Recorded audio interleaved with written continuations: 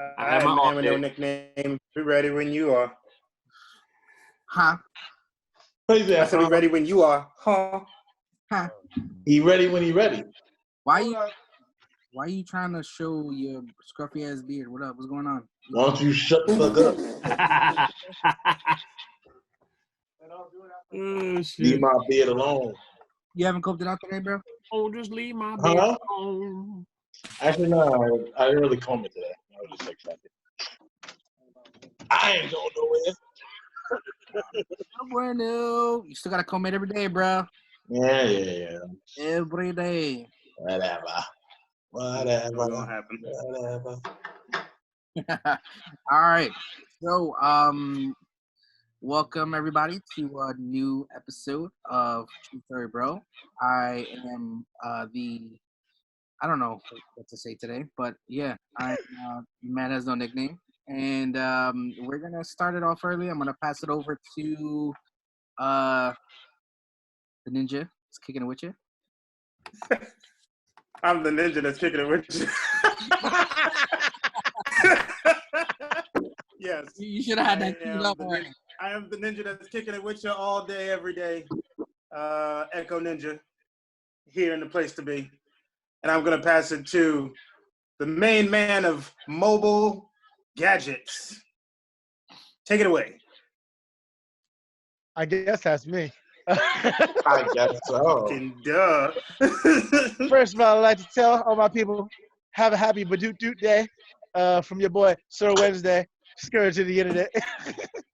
And when my boy's not being in a hostage video, I'm passing it on to my boy, Chocolate Royalty himself, the milk chocolate ruler of them all. That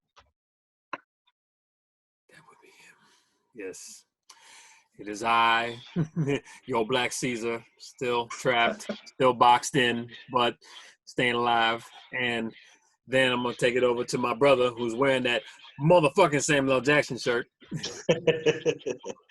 Hi, I'm here around house. I'm not kicking it with you, but I'll kick the shit out of you. Get mopped while doing it. Yeah, so I'm here. I'm around house. And I'm here around house. Yeah, I know him. Yeah. Oh my God, my back. Oh shit, yoga. Fuck. Whew. Get that DDP yoga in. Yoga. But speaking about that, I've been doing yoga for the last couple of weeks, and on some real shit, I feel way better. Hey, Roundhouse, who's our guest? Yes, I'll get to that. So, we have a special guest today. Hey! I know him too. I know him. I know him for shit. How long I know you for now, Rubin? Almost 7 years. So 8 years. So about 8 years. You say 7, I say 8. Anyway, 7 years. First time at Wizard World, I did my first fight in a lightsaber group that we used to be a part of. And Rubin was my first fight partner. So, and he went on to do multiple different things within the Star Wars group aspect. So, very good friend and very good charitable person. It's Rubin. Wait, he has a name though. I guess he's the dude because he has a nickname now. He's the dude. The dude? I usually go by Chunky Lover 76, but I'll go by the dude. How about we do the whole thing? Chunky Lover The 76. dude, Chunky Lover. The dude or the dude Chunky Lover? Oh, shit. Yeah, the dude, Chunky Lover. The 76. dude Chunky Lover. Okay. We're gonna do that. The dude Chunky Lover. So put dude and then scratch out dude and put Chunky Lover. Chunky Lover. Dude. Like he's a movie title or some shit. Right. You just Star Wars scroll and shit. Dude, Chunky Lover. So, Like his Rubin. Yo. So, How you been, man? I just want to know. You said you're doing yoga, and I just want you to know stretching your mouth does not count as doing yoga. Let's just get that out the way, all right? He said, "Namaste, nigga. Namaste." You slick motherfucker with your slick fucking He hair. said, namaste to your mouth, sucker. Ooh, fuck you, first of all. And I haven't been stretching my hair in 3 months. So don't calm the fuck down. Well, look, I'm just keeping it PG, all right? Because there's a couple other things you can stretch that still don't count as yoga. I don't think anybody been doing that. Let me clear my throat. So, Rubin, how did you get started in the Star Wars groups? Well, I had wanted to make a Star Wars fan film. Mm-hmm. Then I found this group called New York Jedi. And I thought it would be like pretty interesting to go and see if these guys like could teach me how to use a lightsaber, so I could go film a lightsaber, fan film. And I just stuck around for a little bit because it seemed cool. That was about it.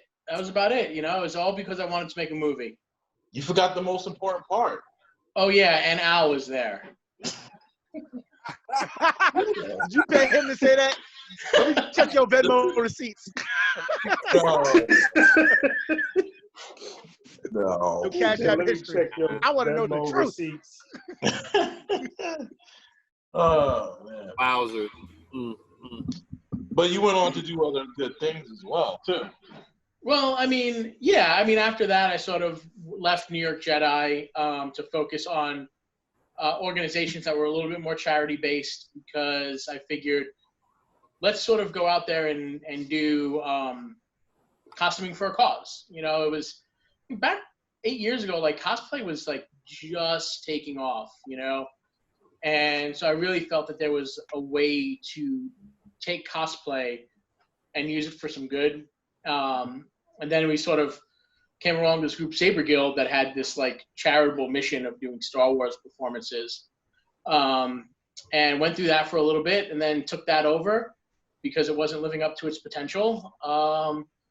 And worked with guys like Al, who really bought into this sort of charity aspect of using Star Wars for good. And I think in just under 3 years, I think we raised almost like $33,000 for like different charities around New York. Yeah. That's what's up. And it was great. It was really great. And then from there, I decided to learn how to build armor and built the Mandalorian and built the Rebel and built an Imperial and just started building. Fix my armor, please. No. I got armor. I need it fixed bad. So anybody else got any questions for him? Did you ever end up making that Star Wars fan film that you wanted? In a roundabout way, yes, and it sucked. I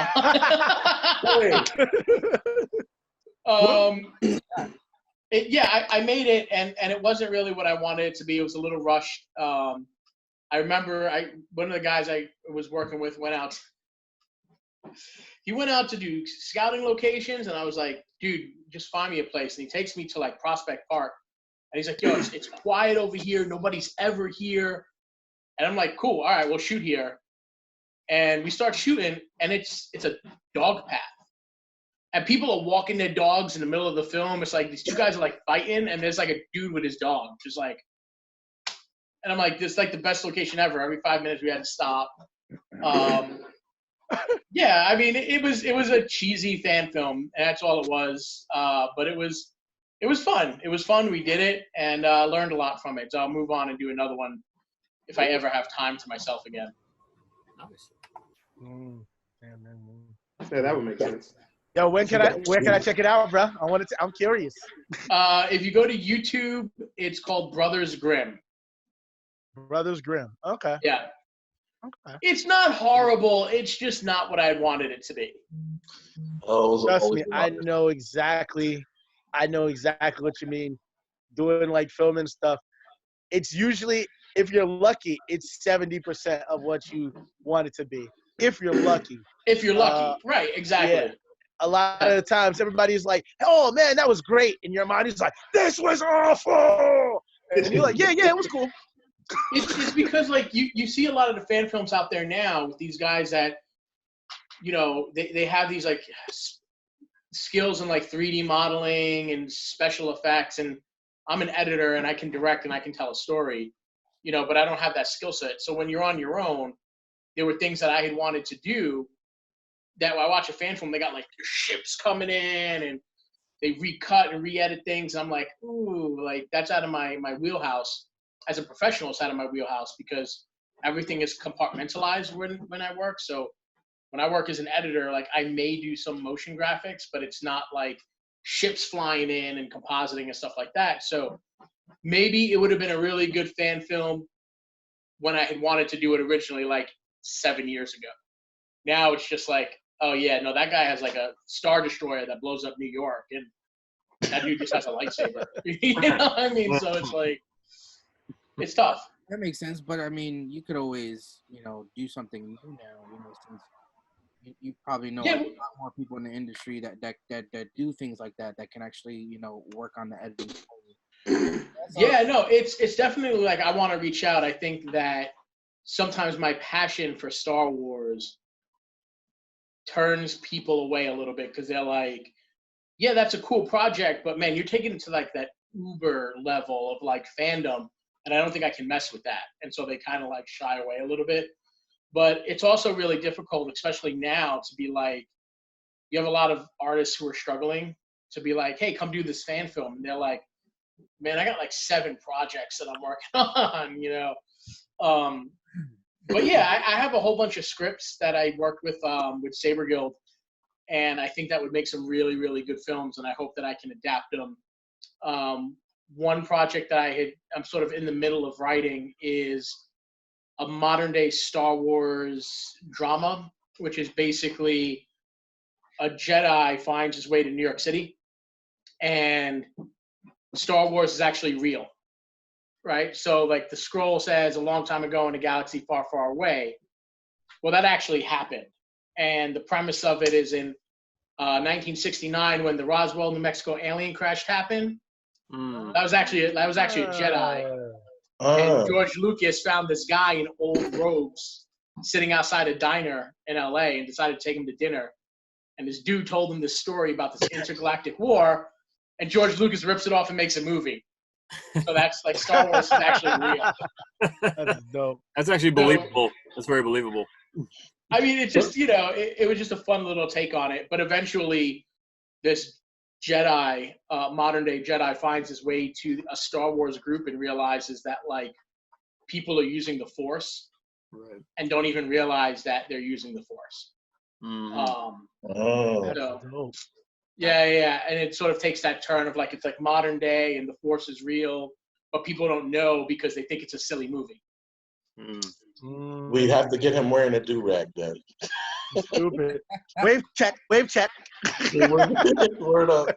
Yo, don't make me go find the pictures of me with my my cornrows back in the day, because do it. Oh no! I've seen it. Shit. Oh my gosh! I've seen that shit. You know what, Rubin? You know what you did, right? You know you done fucked up, right? You know you done fucked up. Listen, man, I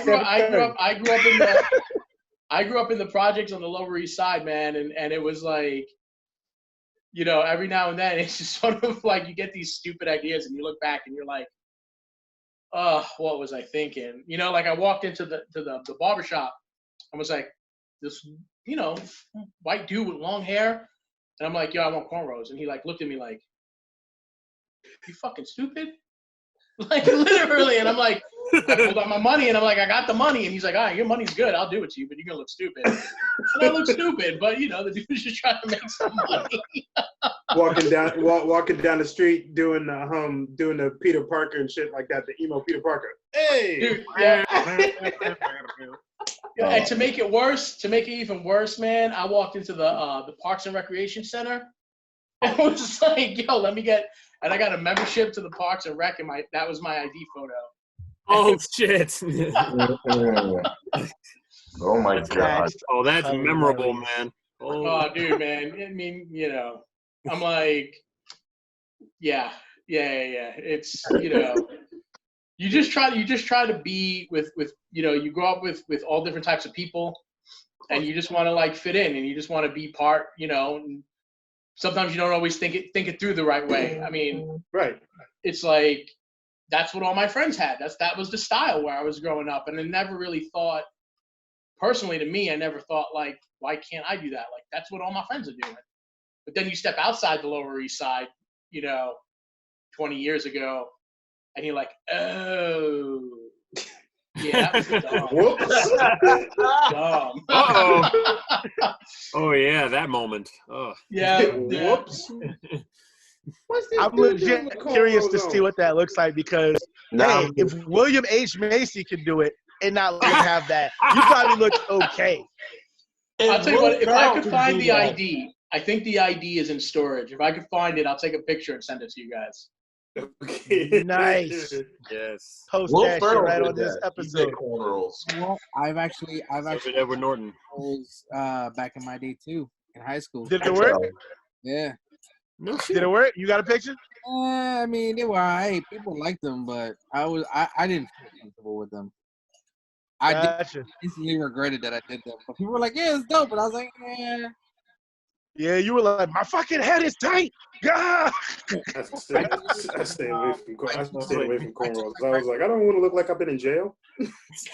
I took my. There you go. When'd you get out, man? When'd you get out? Shit. Nobody would ever think you went to jail, Craig. Keep it real. Funny enough, I've actually have. I've been in everybody's Not face for just long. went straight. Over. I was almost there for a whole weekend. Oh, shit. Damn, a whole weekend. Oh, damn. Damn, how'd you survive? Hey, How'd you that's survive more- that big, that's- gangster? Hey, I'm not saying that I'm some type of gangster. Hell no, no way. I'm not about that life. Hey, man. Just get hard, baby. Get hard. You know how it is. Yeah, people know that shit. I could just imagine him telling people that story. He's like, yo, you went to jail? Hell yeah, I did. How much time you do? Nigga, you wouldn't believe me.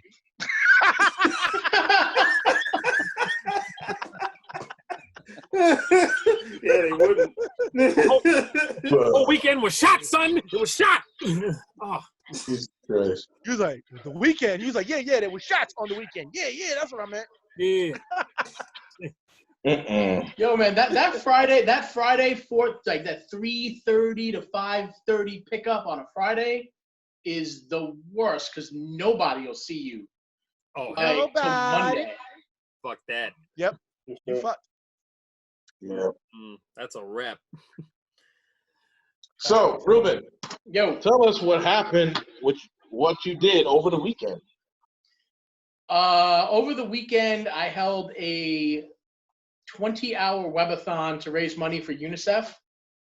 And it sort of came out of the idea of like, I can't leave, I can't do anything, I can't go out and get dressed up and act like a Star Wars character, can't put, smiles on kids' faces, so what can I do? And I was like, oh, well, what if we did a webathon and just got a whole bunch of people to call in and did interviews and had members do, crazy stuff. And never picked up a streaming software before, sort of learned it on my own. And then next thing I know, we're up like 11 Gs for UNICEF in just about 20 hours or so. Wow. Nice.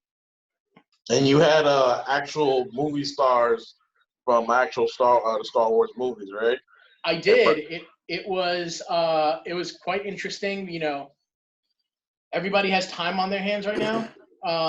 Some people more so than others, and everybody, when they found out that it was for a good cause, they called in, and it was a whole slew of different people. It was like we covered every facet of Star Wars. We had guys from episodes 7, 8, and 9. We had guys from the original trilogy, from the prequels, from the TV shows, and we just sat down and we just shot the shit for a little bit, and it was just fun. It was just really, really a good time, and everybody was coming together because they knew that it was a cause to get behind because, like Chappelle said, modern problems call for modern solutions.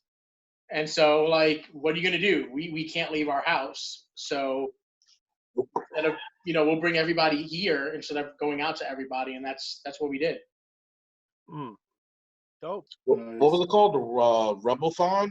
Rebelthon? Yeah.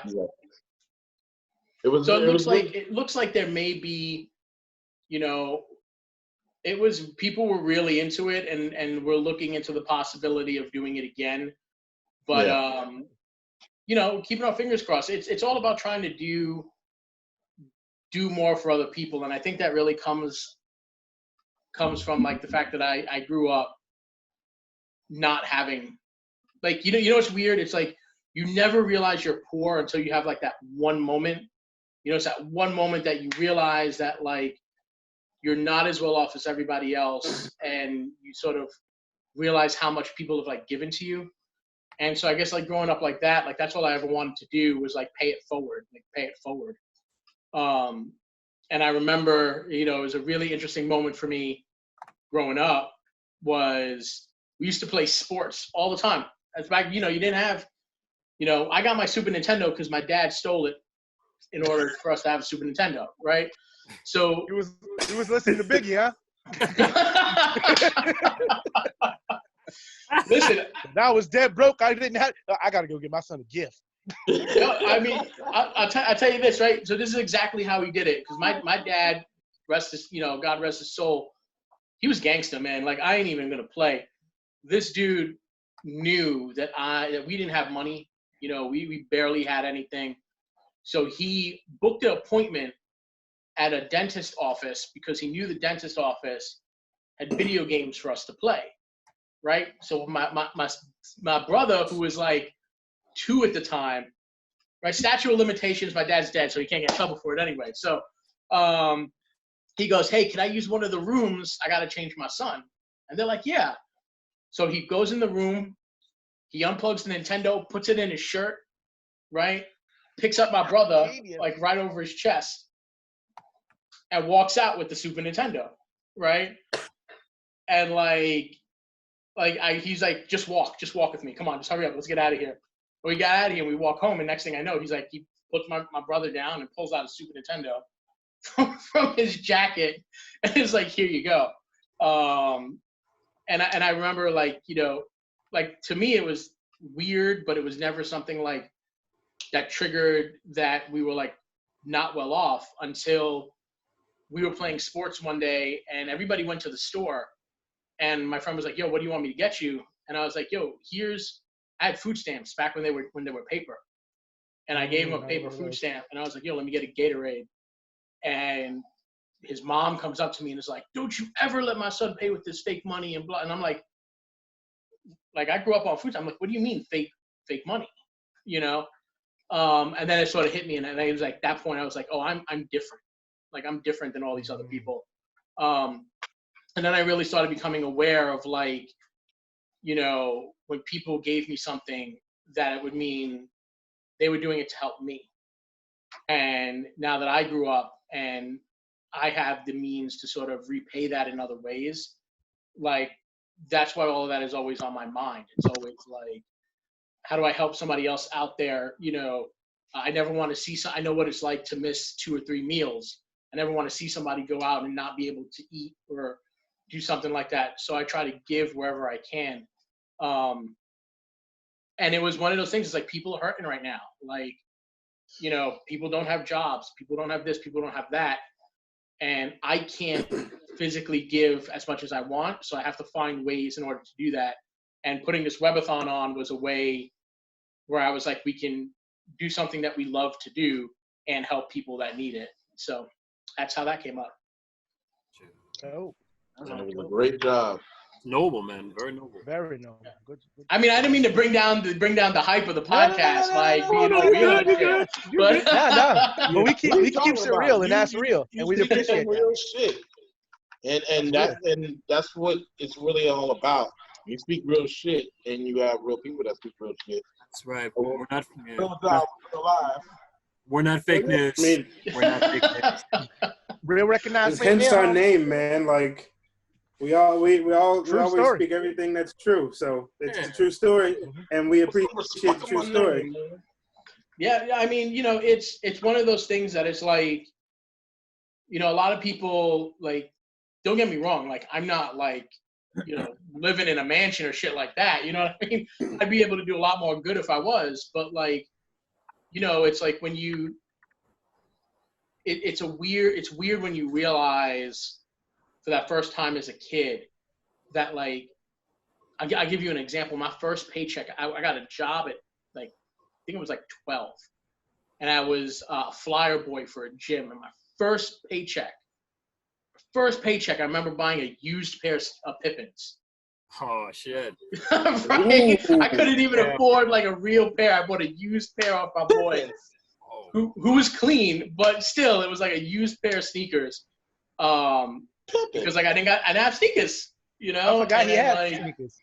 You got to do what you got to do, but they were fly, man. Those original Pippins were with the big air on the side. They were black. It had the white outline for the. Oh man, they were fly. But you know, it's when you realize and you see that and you become aware of what it was like, you're able to. I feel that it was always a point to, like, you don't want to see somebody like that. You don't want to see somebody like, you know, not being able to eat. Like I always said with my kids, like my thing with my kids is I may not be able to give them everything, but I want to be able to give them the stuff they want when they ask. Like if they're like, I want a pair of shoes, I want to be able to go out and get them a pair of shoes. I don't care if it's a pair of Payless shoes, which isn't around anymore, socks, but, you know, or I need a jacket. No, man, Payless goes down. Yeah. Damn. You can't get those Starberries or those gone, Shacks anymore. Starberries, nah. Yes, You gotta go to Famous Footwear now. They're the new Payless. You can get them shit at Market. But yeah, you know, you want to do good. And I think that, like, everybody needs, especially nowadays, everybody needs everybody needs help. Yes. You know, so you do what you can. You do what you can. That's true. That's awesome, man. Like that's good that someone like yourself who has the mental capacity to actually go out of their way to help others. Like not a lot of people would want to do that because of reasons that they may come up with. But I'm glad that, you know, you come up with the whole factor of wanting to do it yourself. You wanted to pay it forward. You want to give people whether they don't have it, they can't get it. You know, you're making a positive like outcry, which is awesome. You know, you try, and you know, it's also one of those things where it's like you have. Like I look back at like my entire life, and I'm like, and I've told this to Al. It's like you realize like you've made mistakes along the way, right? You try to learn from those mistakes, and giving to charity, I feel like I can't always personally give the financial amount that I want to, so I try to find ways to offer people something to help me offer that, right? Because it's easier to do it as a community than it is to do it as a sole person. Because if I was a billionaire, it'd be easy for me to just go to and be like, what do you need? Oh, here's this, here's that, here's this, right? But I'm not. And it's just one of those things that I feel like the distribution of wealth needs to happen. And this is my small, the grand scheme of things, it's just a pebble. But I know the few people who do benefit from the money that we raised will at least, you know, get something out of it. So, because I've been to India, I've been to Somalia, and I've seen poor. Like I've seen, you know, people goes, yeah, like this one dude in Somalia they were like, well, what are you feeding you? And he goes, flour. And I'm like, no, like, what are they feeding you? And he shows us, and he's like, brings a bag of flour. And I'm like, yo, you can't live off of flour. Not at all. Like white refined flour, you can't make anything with that. And he's like, we add water to it. It takes us over, and it's like a pit, a hole in the ground with water in it. And I'm like, Oh my God. Damn. you know, and it's like, okay, well, yeah, now I know why, like, you feel, you know, slighted, because this is like how you're living, and there's no reason for you to be living like that. And I'm not saying, like, you know, we raise money for COVID-19 people and like face masks and things like that. So I'm not like directly helping that guy, but it makes you realize like how when even being poor in or not having enough in the United States can really, like, it can be so much worse. It can be so much worse. And so, you know, I count my blessings every day, and I count the fact that I've learned from growing up and being in these situations, and don't ever want to see anybody get to some of the places that I've seen, because it's like, it gets bad, guys. It gets really, really bad out there. Yeah. Agreed. Well, as long as you have those Palpatine dreams, you know, the grand scheme will be the little pebble will become the biggest scheme of them all. So you'll have the biggest plan with just the littlest amount of things to do. It'll I hope all so, come man. together. I hope so. I don't like seeing people hurt, and I don't like seeing people suffer. And I just want to try to do what I can when I can, you know, so. And you've done a wonderful job. I'll speak. I'll say from the time I joined Empire, which wasn't really that long after you Nope. joined, Rubin. When I joined Empire Saber Guild, I think I've had probably the greatest time in Empire when it comes to Saber Guild. Like, really. If you really go back, like, it was, I would call it the golden years of Saber Guild. To me, it was fun. It was a lot of fun. Well, it was fun because everybody bought into the understanding of one goal, which is what we're here to do. And everybody believed in the fact of whatever we have to do to get it done. You know, and so it was, you know, it was great to turn around and be like, oh yeah, this event we raised $2,000. This event we raised $3,000. This event we raised $1,000. You know, and when we raised $900, everybody was upset. You know, it was a group mentality that went throughout the group, that this is what we wanted to do. And it wasn't done. And this is what I will say about every member at Empire at that time who did charity work, and obviously yourself is included. It wasn't done to make us feel better.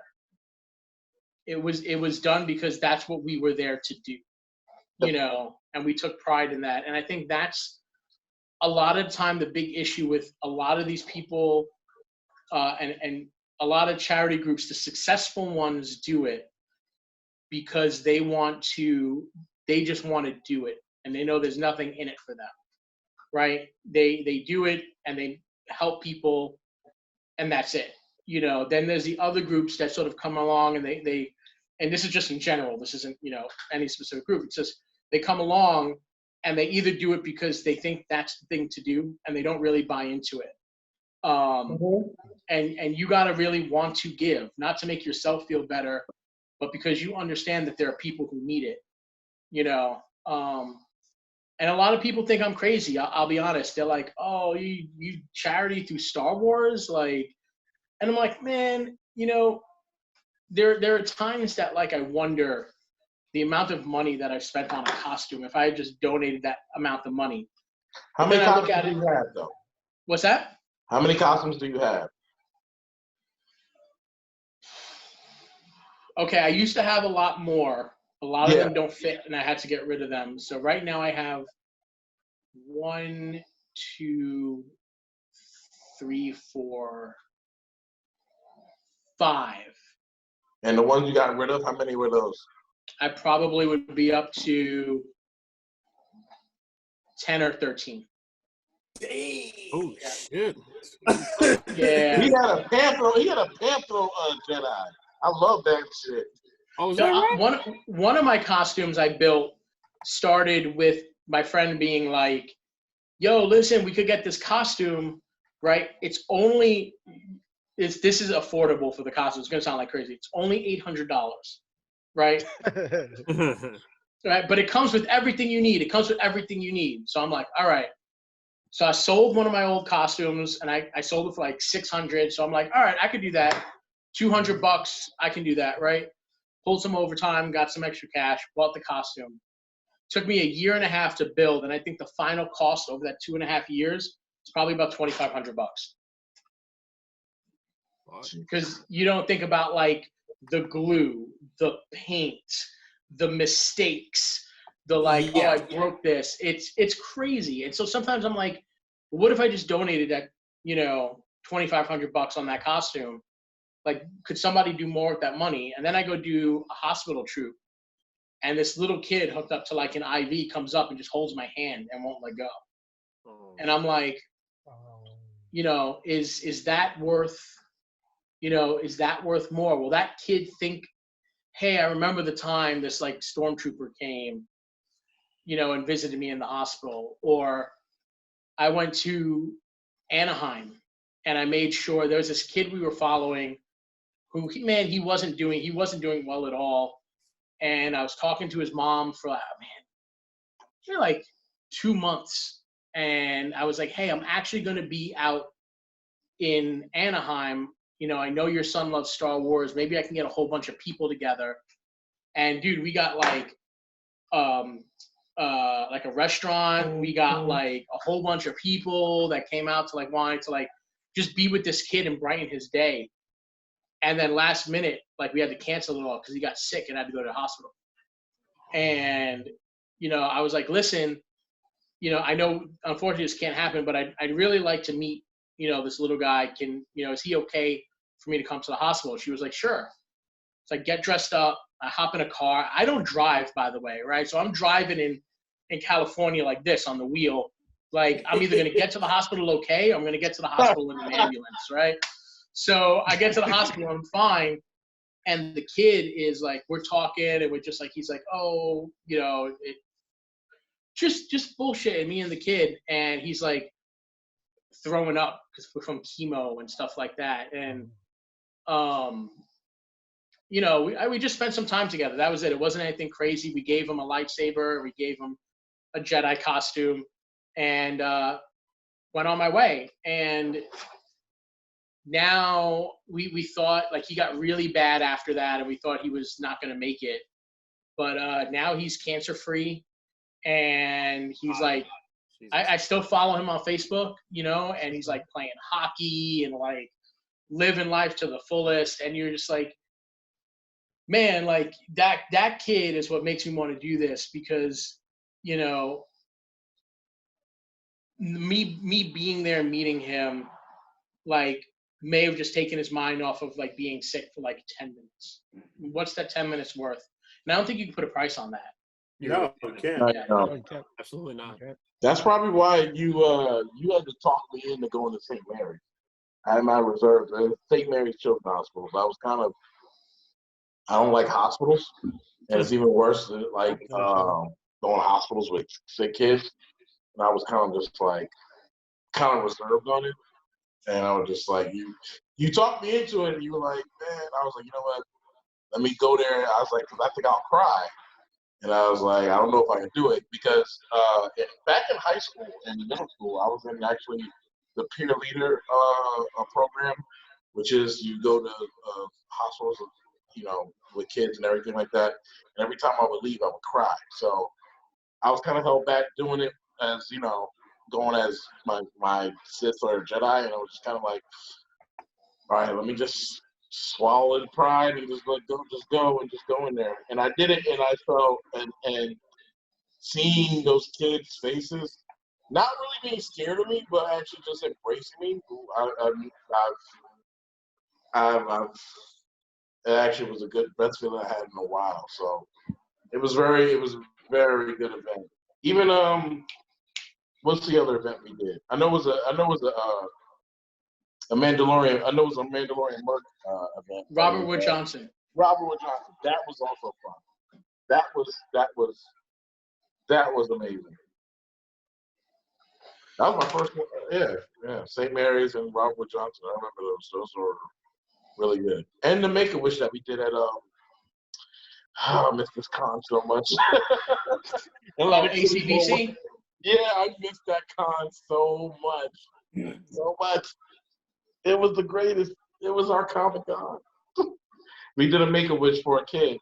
He wanted to get some Jedi training because we ended our show and the training, and the kid had cancer and everything. So we had a Spider-Man, and we trained this kid, and it was just amazing.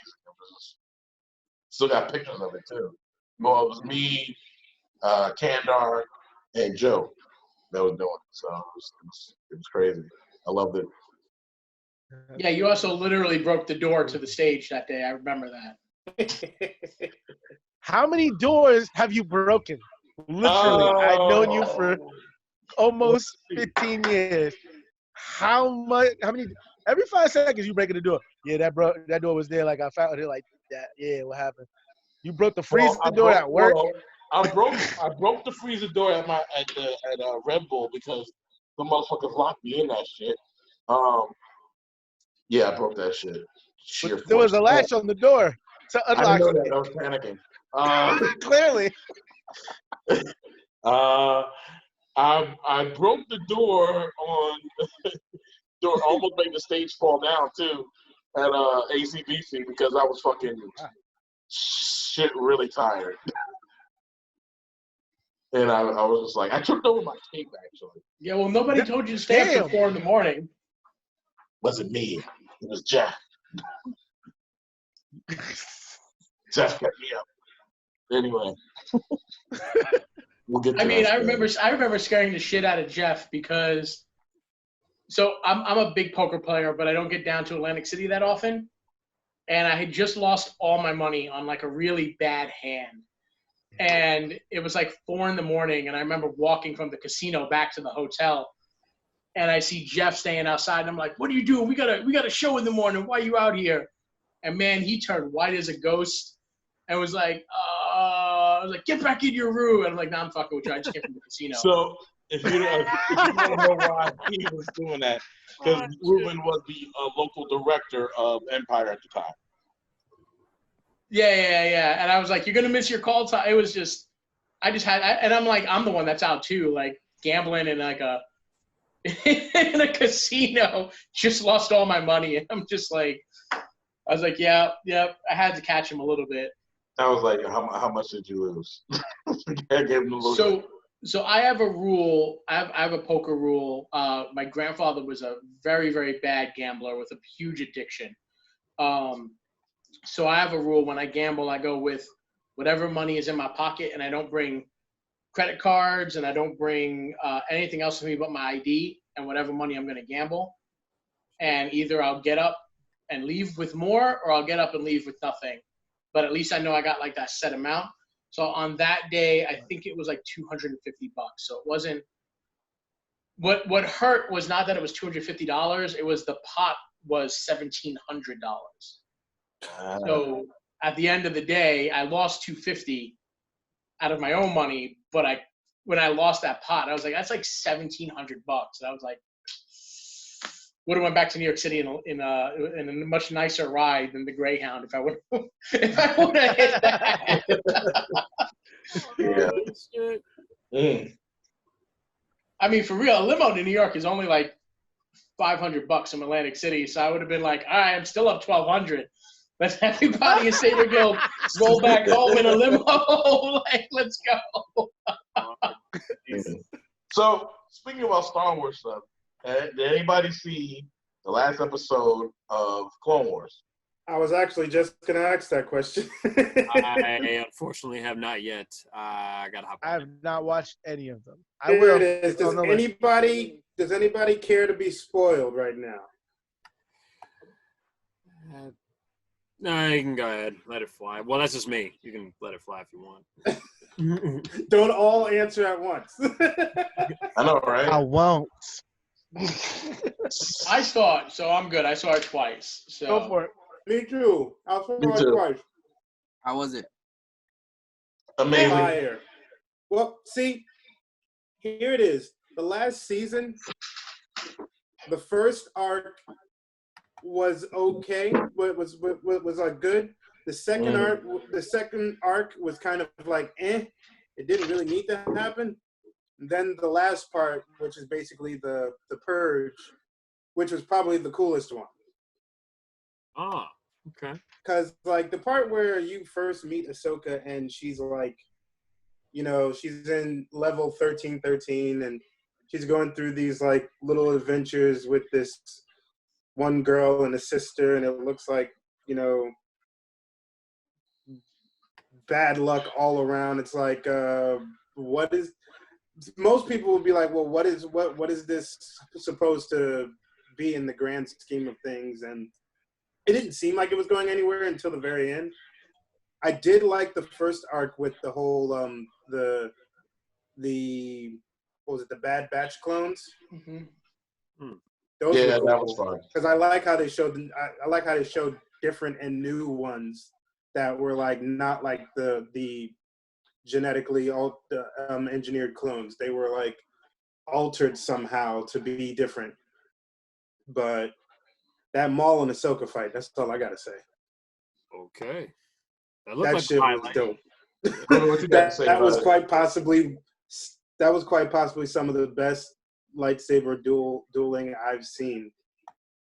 And you don't say that usually about the animated series because it's usually cut differently. But this one was done special because they were actually using motion capture of Ray Park being Darth Maul, which was cool. Oh, shit. So that you actually got Ray Park's actual movements, so some of the moves that you saw were very like reminiscent of Phantom Menace, which was really cool.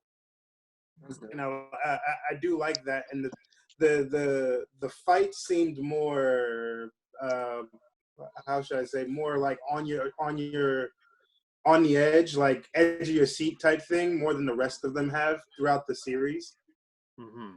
To me, anyway.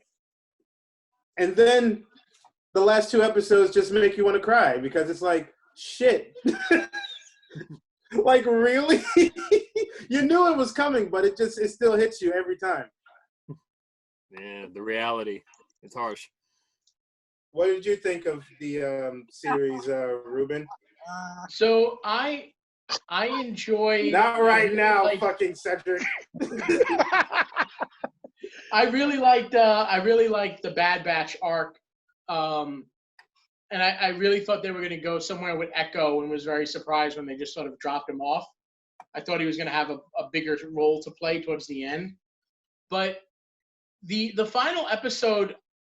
So I watched it twice. Once I watched it at like 4 a.m, and it didn't really hit me. I enjoyed it, but I was just kind of like.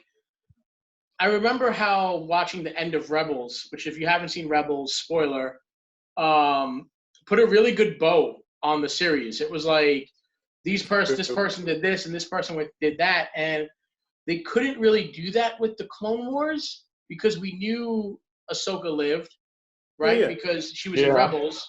We knew Maul was going to live, so I felt like there was no threat of them actually dying or anything actually happening because I knew you knew what it was going to be, and you knew like she was going to live. So when she's jumping off, it just reminded me of like the new Jedi game, Fallen Order, it's like right out of Drake's Uncharted, and she's like hopping off of this like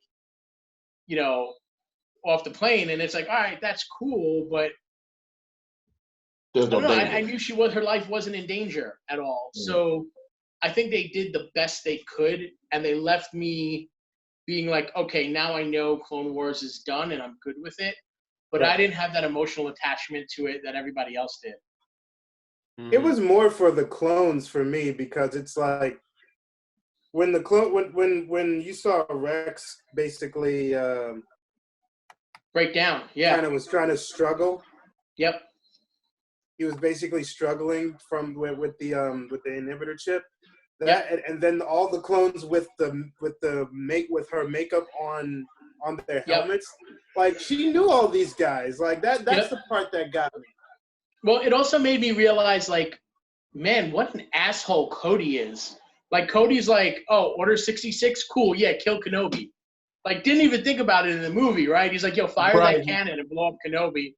Yeah. You know, and Rex is, like, shaking and really fighting with this inner turmoil about, like, you know, having to do it because he doesn't control himself, which was great. And I've always loved Rex. Rex was always, like, such a great character. And so that part, like, you know, really got to me. And it was just one of those things, like, at the end, I'm like, cool. Like, after Rebels, I felt when they tied it up and they were like, this is what happened, this is what happened, this is what happened. Right. I left this episode and I'm like, I still want to know more about Maul. Like, what comic book am I going to have to buy now? What book am I going to have to buy now to learn about, like, Crimson Dawn? Like, why was he in the temple? Why was he in that temple in Rebels? Like, how did he get there? Right, like, how did he get there? Like, so now there's even more questions that I have about. I got more questions now. And I'm sure they're going to answer them. I mean, I'm sure, because they want my money and they'll get it. So, I mean. Yeah. Take my money. Shut up and take my money. What was your least favorite thing about the Clone Wars series? The entire series? Yes. Seasons 1 and 2. I think I agree. They took, when it got to where it needed to go, they did an amazing job. And I think seasons 1 and 2, they were really trying to find where they lived in the Star Wars universe. And once they started realizing, hey, I can do, like, episode 1, episode 2, episode 3. I don't need to do everything in 30 minutes. That's when the series really started to flourish, and they left behind. They didn't leave behind. They expanded and they brought in the new characters like Rex and like Fives and like Echo, and so they made it more about the clones than they did about, like, Anakin. They fleshed out Anakin's character, but the story really isn't about Anakin and Kenobi and Ahsoka. Nope. It's really about, like, the clones. And I thought that was awesome because for the first time they really brought the war to Star Wars. Like, you get a battle in the movie, you know, it's like, oh, the end of the movie, there's a big ship and things blow up. Like, that's war. The Clone Wars is war. You got clones sacrificing themselves, strategic missions, and, you know, there's a great episode, the whole dichotomy of, are they really, like, humans, right? Like, they were born to die. They were born to fight and die. Right. And yet you realize that, like, there are people who treat them, you know, the social commentary, there are people who treat them like crap because they're just clones. And then you have people who are like, no, these are legitimate people. That whole thing was great, but it took a while to get them there. And I would think that's about seasons 1 and 2 were just okay. I have a very hard time rewatching those episodes. Same. That's understandable. It was pretty slow. I did like the Dooku and Anakin fight, though. Yeah, it was cool. Yeah, it's good. But I do like the ones later on where it was like, I was like, ooh, this is good. When shit gets intense. Yeah. Yep. Yeah, even the whole, like, when the Jedi turned their back on Ahsoka, and it was like, just how quickly, like, you realize, man, the Jedi really aren't the good guys. Like, we think of them in this sort of, this, like, ultimate warrior kind of, like, they're the epitome of good, and they're really not. They literally lost their way. Yeah, that's exactly it, you know? And it comes from one of those things, and I tell a lot of people this, and about me also, it's that, like, when I think of myself as a Jedi, I think of myself as a Jedi in the sense of sometimes you try to do good and you wind up doing the complete opposite, you know? And it's like you want to do good, and then in the interim you don't realize because you're so focused on like trying to do what you want to do that you may have like, if you don't watch your path, you can easily hurt somebody. And I think that's the path of the Jedi, right? The path of the Jedi is failure, like Luke said in Rise of Skywalker. It's admitting your failures and your weaknesses and trying to overcome those, because when you're so focused, like Luke was focused on rebuilding the Jedi Order, and he nearly, Kylo Ren happened. And like the Jedi were so focused on winning the war, they realized that they weren't peacekeepers. They were just soldiers. Like Ahsoka said, she's just been a soldier. And it really makes you realize that, like, how far they've lost their way in trying to be so good. There's a lot of gray in this good bad sort of area. Did you mention gray Jedi? I didn't mention gray Jedi. I said there's gray areas in the good and the bad. There's a silver lining. That's what he said. Agreed. Gray Jedi. So what was your favorite part of the series? There was a series of episodes where I think his Jedi Master Krull, he was the frog-like guy with frogs. He looked like Goro from Mortal Krull Kombat. was amazing. And the dude had two double saber staffs. Yep. And it was actually edited by one of my favorite editors, Walter Murch. And it had this very Apocalypse Now kind of feel where the clones are going. And when they're like, hey, you ever notice that this dude like just doesn't care about us? Like he'll be like, send me 10,000 clones and kill them all just to like kill one battle droid. And it really, that whole arc was just like made you realize how human and aware the clones started becoming. And I just, oh man, it was so good. It was real gritty. It was like war. It was just not pleasant to watch. He fucked them up. He fucked them up. Yeah. And that's the first time I saw a dude with 4 arms and 2 saber staffs. He was for real. He was a straight up badass. I was like, damn. And I feel, I was saying this is the other thing too I liked about the Clone Wars. They showed more Jedi that we didn't see in movies. Yep. Which was a good thing. We got to see Quinlan Voss finally in an actual, we see him in comic books and books, but we actually got to see him interact with Kenobi, how he looks, stuff like that. So I thought that was cool too, including Kit Fisto. I thought Kit Fisto looked cool too. Yep. Oh yeah, no, he was cool. Yeah. I also love that they made him Jamaican, which I thought was really awesome. They made him Sebastian. What are you talking about? I mean, I'm just saying, it's like you look at Kit Fisto and you're like, yeah, he probably will smoke a fatty, like, and then you're like, yeah, he definitely does. The dude definitely does, like, It's the way of the Jedi, man.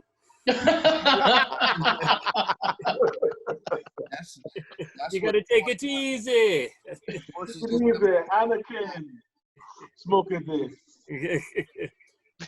It'll calm your dark side, man. It'll calm your dark side. You're too strung out, man. That's right. You hear that, Craig? You're too strung out, man. Palpatine. Shut your fucking mouth.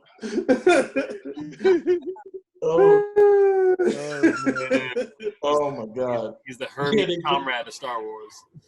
Kid Fisto was Jamaican. Rubin, if you haven't noticed, I've been putting my thumb up, and there's lots of a picture on it. And what I've been doing for the last couple of episodes is I called Craig a thumb with a look. He looks like a thumb with a beard. And so what I did is for the last couple of episodes, I actually drew a version of Craig on my finger. So Eddie, and when he said he teared, I even put a tear on it on this time. If y'all can see it.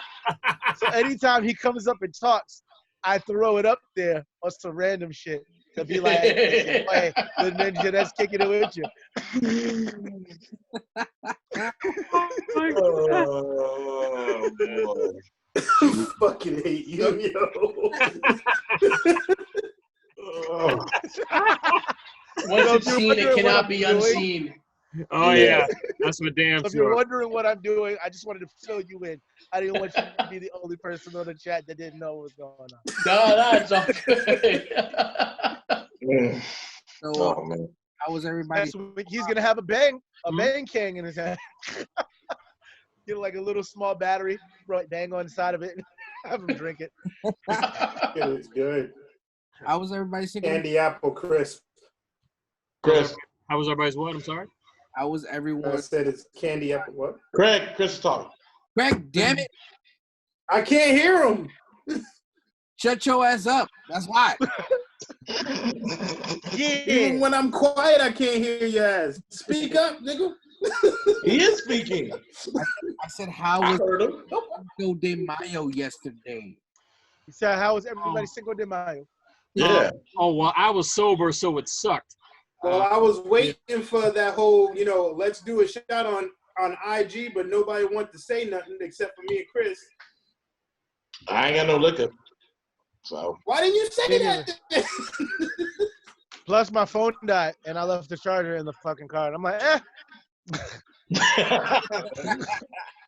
And I can't compete with that. You got a computer, don't yeah. you?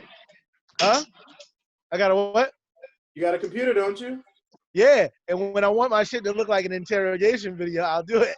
But until then, Oh, I'm talking hell about to answer the damn question that we asked.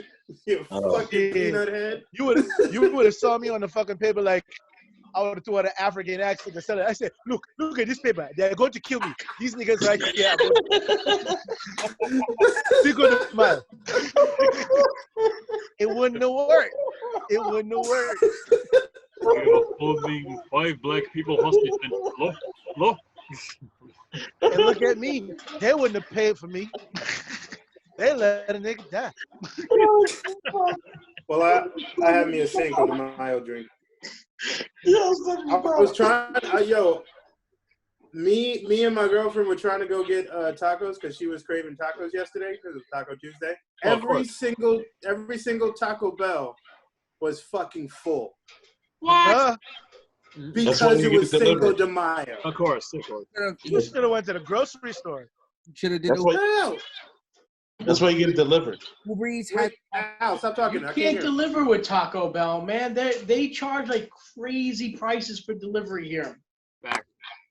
Oh, over there? Not over here. I tried delivery, and the app was fucking was just like not working because everybody was trying to do Went the delivery grocery store, dog. or pickup.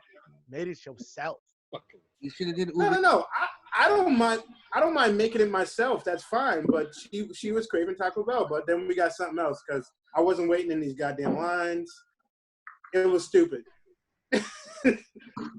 Some restaurants on Uber Eats had like little kits that you can get like the meat, the cheese, all the toppings and all that stuff, and then you can even get some margaritas with it too. It was like nice. yeah.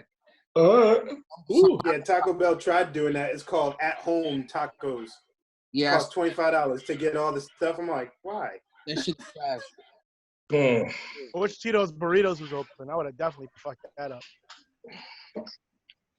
But literally every place that sold like any type of Mexican food was full. Like Cordoba, freaking Chipotle, Taco Bell, all those places. Moe's that has shitty ass tacos anyway.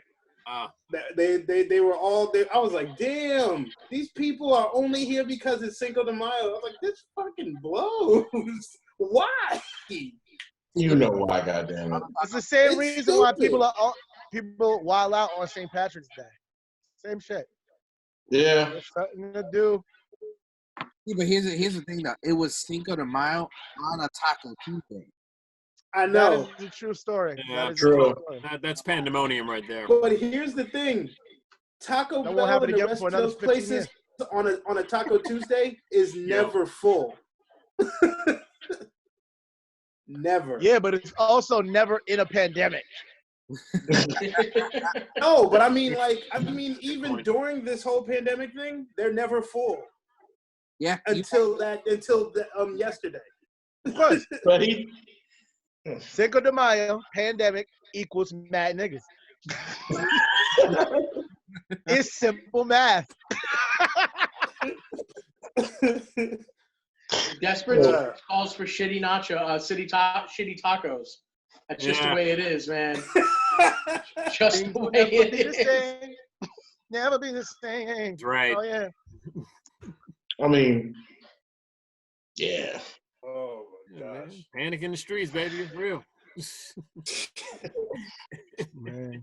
I could just imagine what if whatchamacallit, what was it? Mardi Gras was actually during the pandemic. Oh God. If it was during the pandemic, which it wasn't, but I can just imagine how that would be. Can you imagine Zoom girls on Zoom showing their tits? Yeah, with the mask do on. that already. Right? They do that It's now. called the private chat. People are fucking during the quarantine. They don't care. They're just Right. doing it with their mask on. They putting protection on both ways. All right, on the face and on the jaw. So. Anyway. Yo, Chris, why your mic keep going out, dog?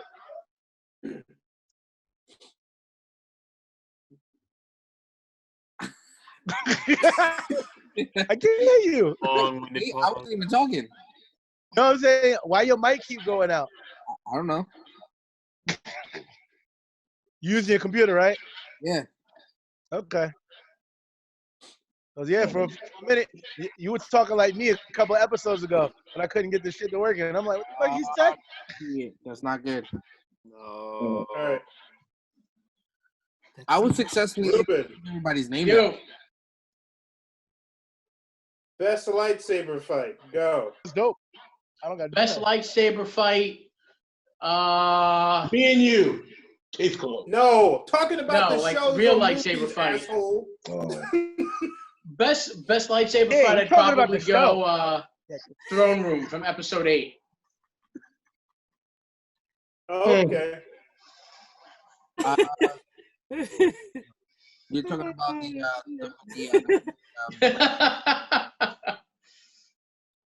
with the I think night. that one was one that I thought had a lot of good stakes in it. So yeah, I would go with the Throne Room from episode 8. That was a dope fight. Now I gotta watch it because I gotta see what the fuss. What about you, Sir Wednesday, from any of the Star Wars movies you've seen, if you have? Of course, I've seen Star Wars movies. What are your what's your favorite lightsaber fight?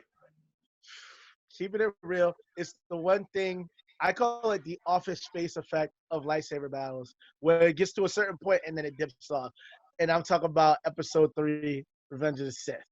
The fucking Anakin Obi-Wan fight was awesome until they force pushed each other away. That's when, like I said, Office Space. The rest of the movie goes, let's just keep going. Am I wrong? See what I did? A little bit. But you get what I'm saying, though, right? I get After what they you're pushed saying. it was just like, ugh. Yeah, because then it turned into the ninja realm with lightsabers. Mhm. It's because they get tired. Because you can see how they swing. They tired as fuck. And then fight around a volcano. Hey guys, That's I'm true. gonna have to hop off. I'm gonna have to hop off for a Hey bit. guys, Okay. I'm gonna have to hop off because I have to get my. Oh man, my daughter asked me to help her with something. She gotta just do the handed dad me thing. this. I am at. I don't know what this is, but I gotta look into it. Wow. Wow. Oh wow. Yeah. So Friend. I think I might have to have a I gotta go handle this. I gotta go. It's Say so no good. more. She Say no more. handed it to the right person. You Gucci, my friend.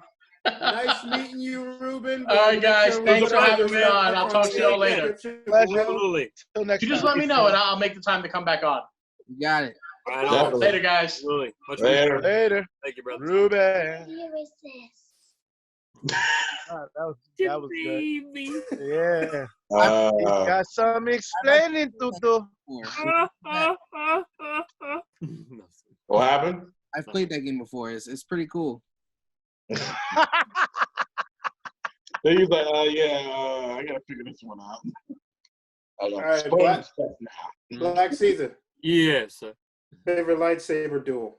Yeah, bro. I'm gonna have to go with Sir Wednesday on that one, man. The coordination was real. Dead ass. It was very intense, very emotional. Up until like Force High Five. So yeah. But that's my favorite one. Obi and Anakin. That was my favorite. Obi. Mr. No Nickname. Ha. Favorite duel. Favorite duel. I think I would say the same thing. The one in the throne room, that was super super dope. You know, especially when Ren had turned on the lightsaber and cut Snoke in half, Mm. and then he fought the knights with Rey. That shit was fire. I have to agree. That was pretty cool.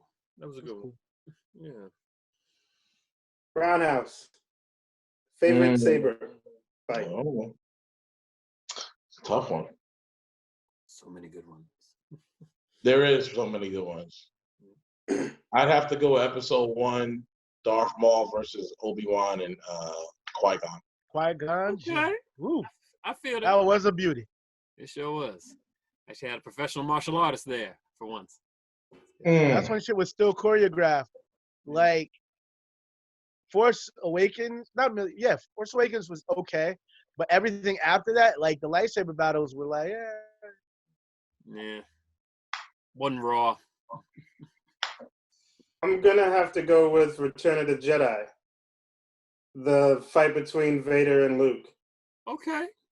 It was more emotional than fancy, because you can see the turmoil of fights, and that's the first time they showed the whole tossing the saber shit. Right. I respect that. respect the gangster. But since that's my favorite. But who is it who said Obi-Wan, Qui-Gon, and Maul? I like that was the fight round. with Obi-Wan and Maul at the end after Qui-Gon dies. That shit was fire. Yeah.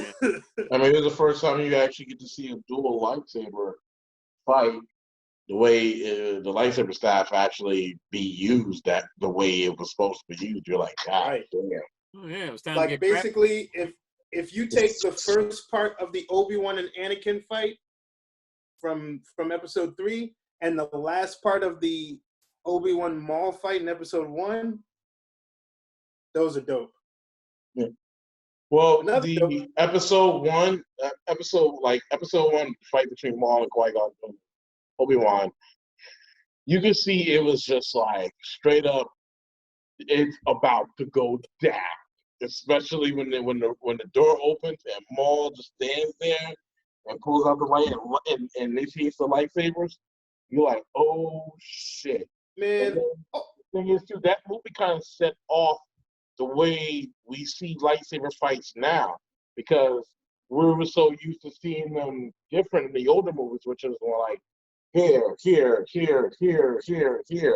Now in the episode 1, it's 360 motion all around. You know, you're doing a lot more movement.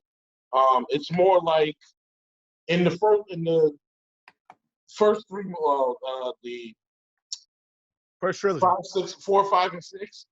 It's more of old school Japanese movies where it was going like, hit 1, hit 2.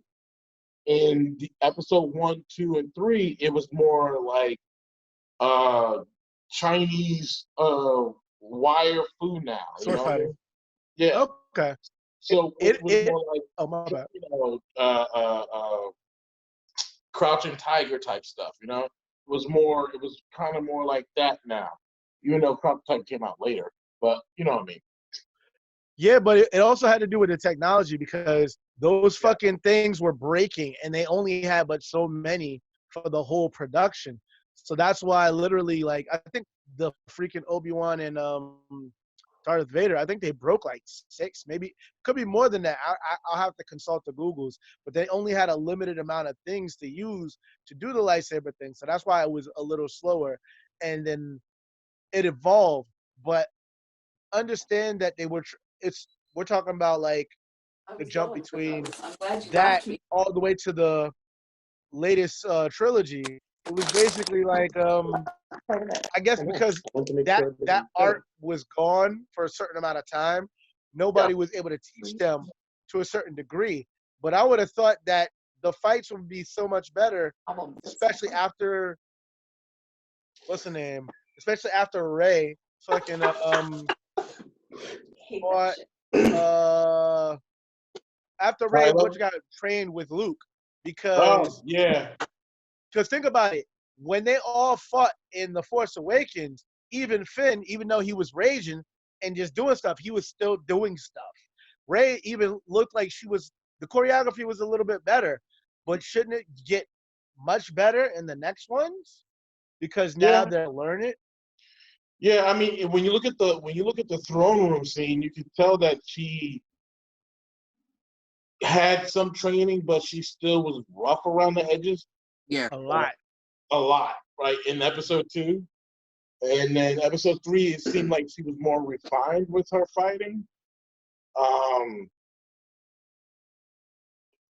you gotta realize like all the archives and stuff like that on all the styles are all gone and destroyed by the Emperor. True.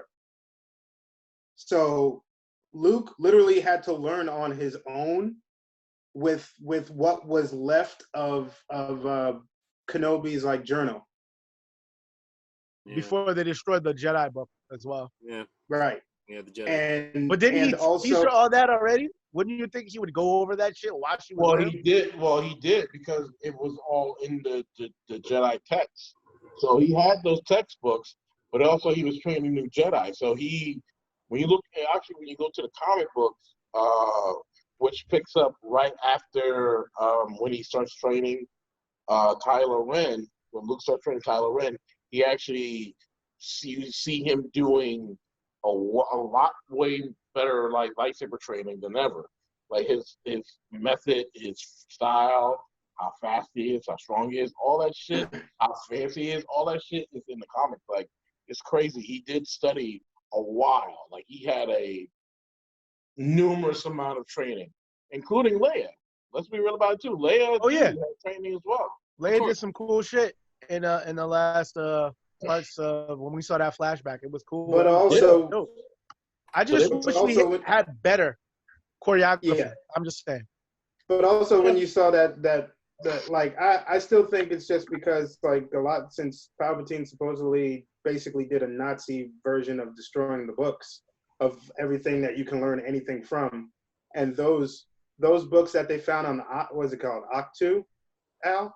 Yeah, I think it was Octu. Those were from like the first order or something like that of the Jedi. So that was like millennia ago. Well, before even the rest of the styles were made. Well, like the first maybe order Form 1 and Form 2 on, were made maybe. Well, the first order of the Jedi was on Jedi. That was gone. We saw that. That was gone. We saw that. That was gone. Gone. That shit was gone. So any book or text that was there, because that was supposed to be the first temple, or supposedly the first temple, that was gone.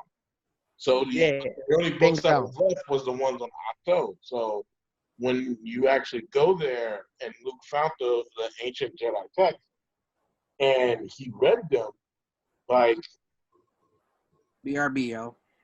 Yeah. So, it's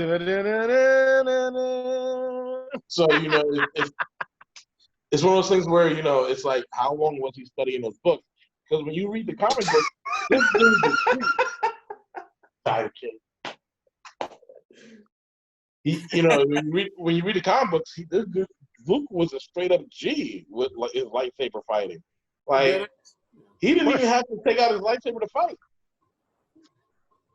That's because he learned the art of Form Zero.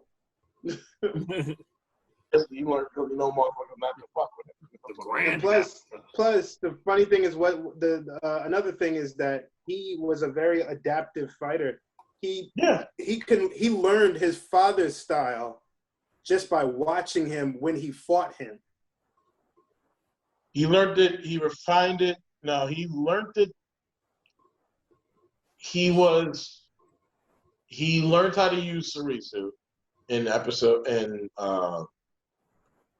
Empire Strikes Back. And then when it came to the last movie, he refined his father's style, which is Form 5. He refined it a little bit better. Actually, when he built his lightsaber, he started learning how to do that style. Even when he was fighting his father, you could see him doing these hits and doing these blocks. Very Sarisu, very, Gemso. When he's fighting his father, when he gets angry, that's Gemso, him going all out. When he's blocking, it's Sarisu. So he switches up between the two. He's a very, in between. He's very in between. But he learned all the styles, apparently. That's what they say in the comics. So.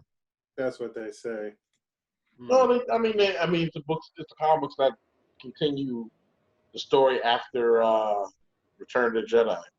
Well, when he starts doing the Jedi Temple, actually, they never even talk about any other students that he had too. I'm kind of.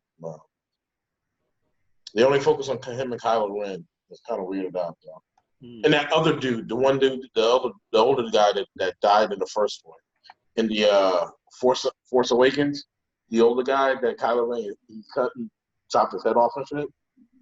That dude was actually at the temple. So okay. He was training there too. So he's actually in the book, but they never specify what his role was. So because if he had the Force, he could have stopped that shit. But now, unless he was not tapped in like Luke was, where he shut himself off, type of situation. they never really specified. So it's one of those things. Yeah, that's true. Chris, but what do you have to say? Temple, they never specified what he was doing. I was gonna say now you do obviously. Now I'm curious. You do believe that Leia is like the strongest Skywalker, yes, or do you feel? That is true. She is. Well, probably she's a better fighter because we obviously saw she was a better fighter. She is. She may be the strongest one, maybe, but they're also twins. So, like to scale it to scale something like that's kind of weird because they're twins, right? They came from the same father and the same mom. So to say that Leia is stronger than Luke is, I don't know. I mean, I would agree to say that they use it differently. Would you agree with that? Here's what I think. I think she might be a better physical fighter, maybe with the blade, and Luke is more of a better Force user.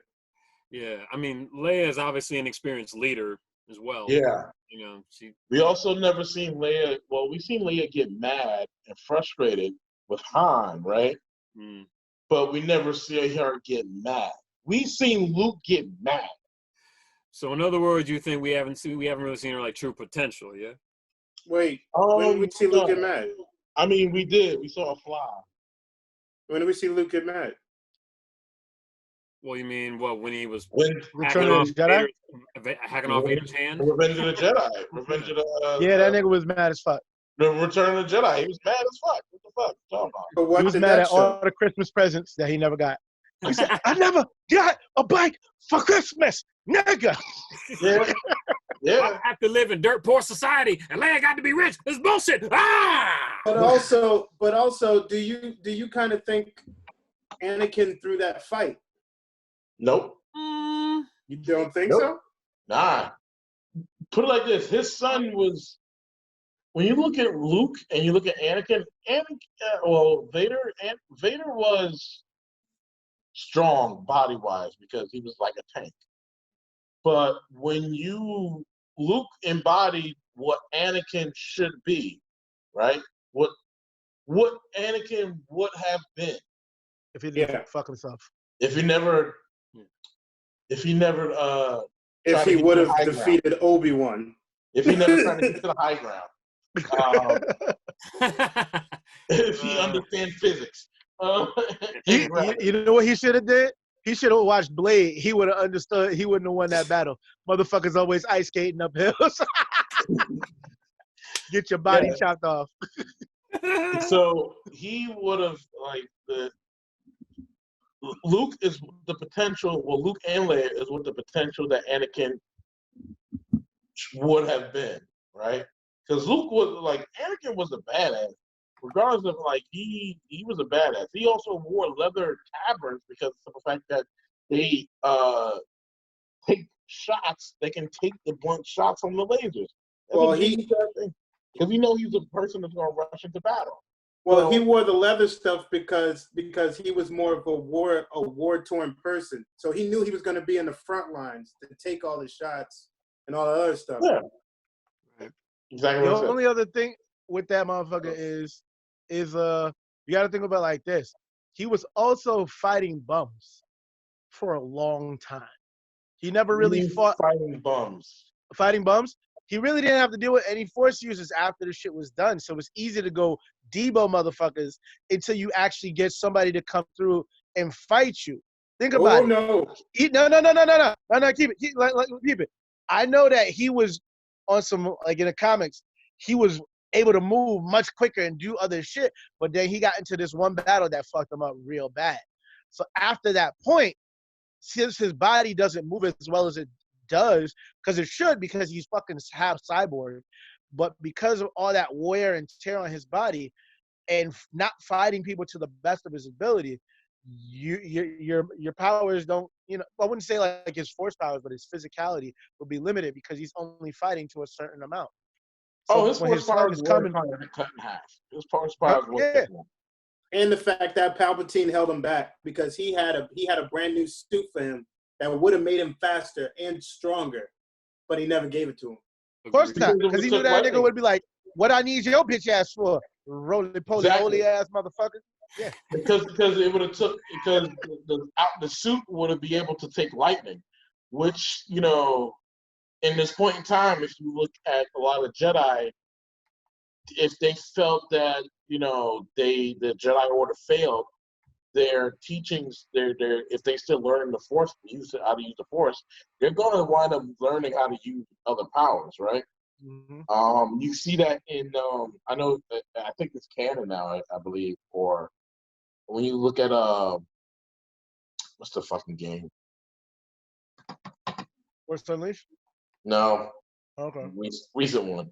Fallen Order, right? That one guy that was a Jedi wound up living on the Dagobah. Not Dagobah. What was it? What's the fucking planet? Dathomir. He wound up living in Dathomir, learning all the fucking witchcraft secrets and picking up, Sith techniques as well.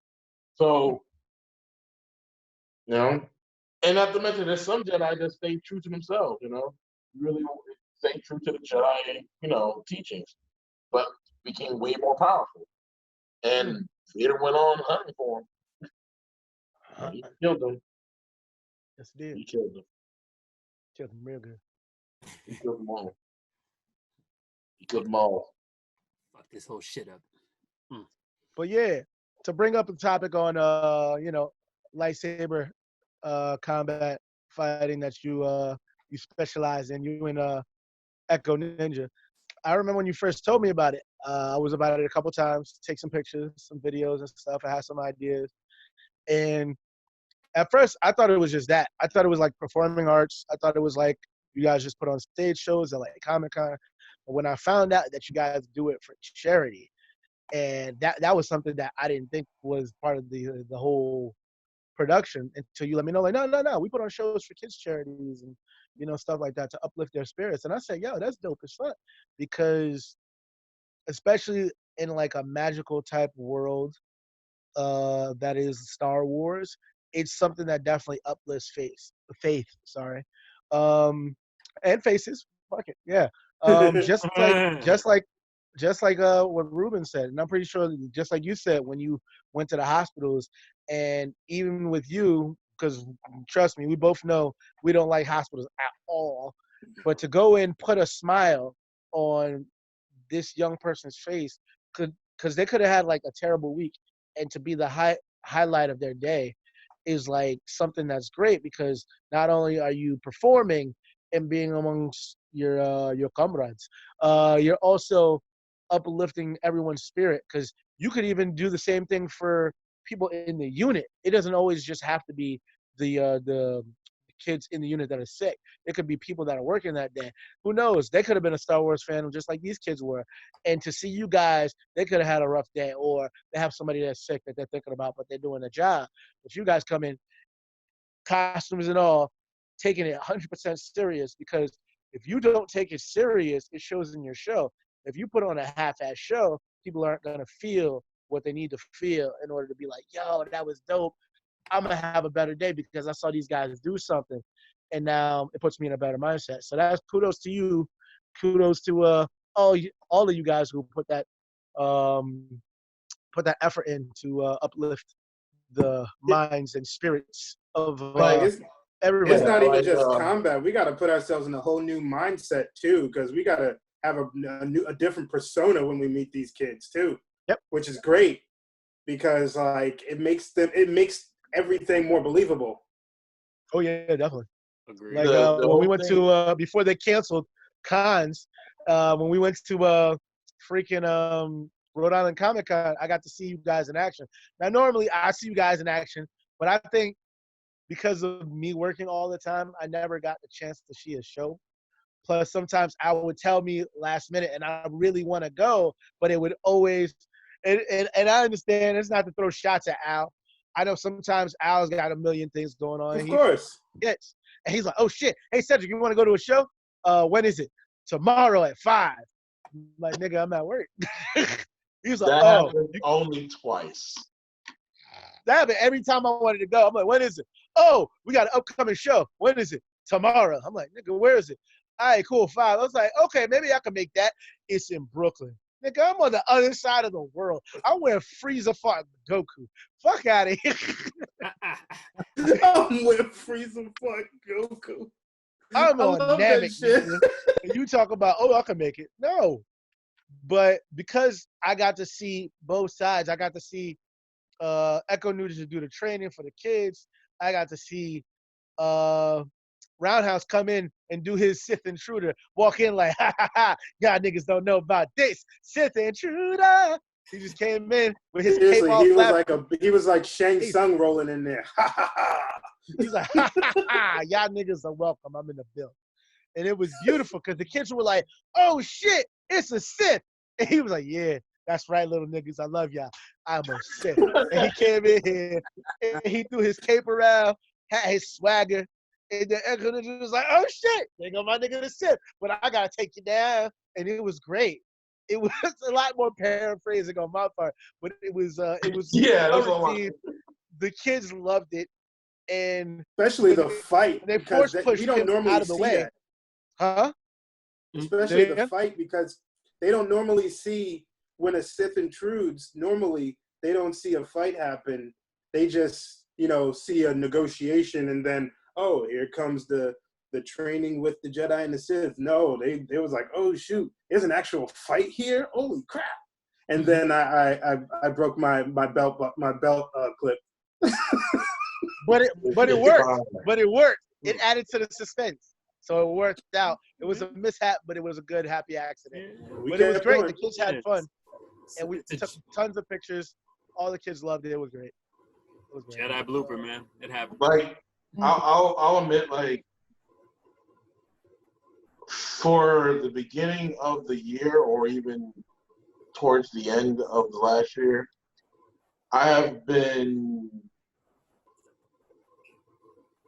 very split between why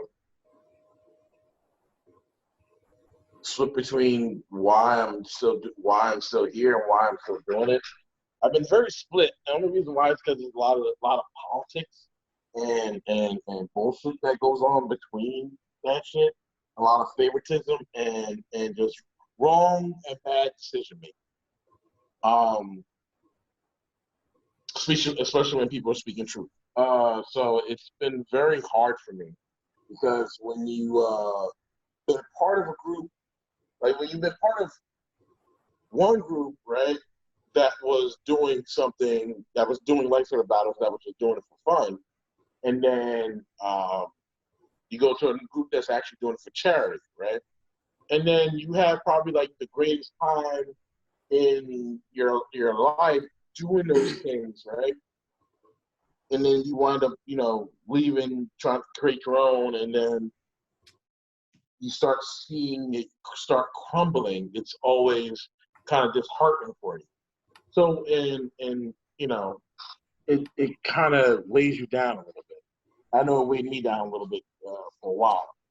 And it was just recently that like the pictures from Celebration that from 2017 that happened. It was kind of reminded me of why I kept doing this, why I enjoy doing this, why I enjoy putting the costume on, why I enjoy like doing lightsaber fights, why I like going to kids hospitals and showing these kids that there is also, there's diversity within the Star Wars, and I like seeing Black kids and Black girls and Spanish kids and Black and Spanish girls, seeing that there is diversity.